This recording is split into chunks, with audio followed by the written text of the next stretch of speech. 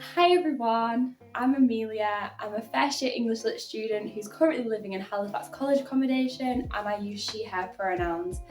Today's video is going to include some top tips on how to prepare for university in the summer beforehand. So my first top tip is to make sure that you have everything you need for uni well in advance of your move-in date. I just think that it'll make your move-in so much less stressful. You won't have to worry about going out and making any last minute trips to get anything, because you should have everything that you could possibly need. So ways that I did this was by having a list. So I got a list online of different things that I might need for university, but you could also make your own list if you're pretty confident that you know what you need. And we also planned to take some trips to different places to buy the things that I needed. So we made a trip to IKEA, which was great because I absolutely love IKEA. And we also went to some supermarkets and looked around their home sections because you can get some really good stuff from there as well.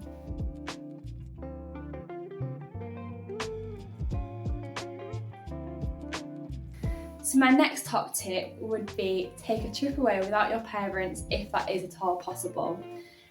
If you're anything like me, I hadn't spent very much time outside of my home city without my parents before I went to uni.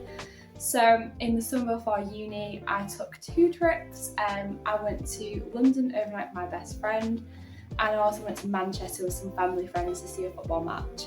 And I think these trips were really important for me, gaining some independence and just learning what it was going to be like for me to organise my life without my parents constantly there to help me.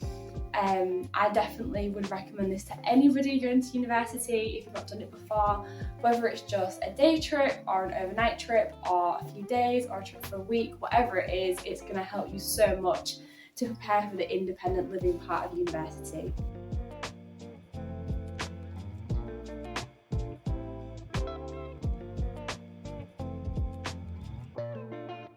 So my next top tip would be to do any of the work that is set by your course over the summer. So for me as an English student, I got a pretty hefty reading list over the summer. I think there was something like 12 books on there, although this wasn't all the books that we were going to be covering in the first term. I managed to read 10 of them out of 12, which was pretty good, and I was really grateful that I had done that because it just took so much of the workload off over the first few weeks. And it meant that I could really focus on making friends and settling into my new life in York instead of having to read loads of books and getting really stressed about it.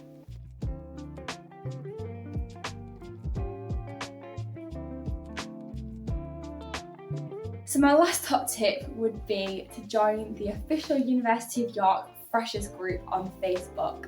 So after I'd got my results in August and I knew that I'd got into York and I was going to study there, I joined this Freshers group on Facebook, and I would say it was really helpful for 2 main reasons. So I met some girls on there who were doing the same course as me in the same college, and that was really good because then we were able to meet up in the first week and go to lectures together, and it just made everything so much less daunting than having to go on your own without knowing anyone.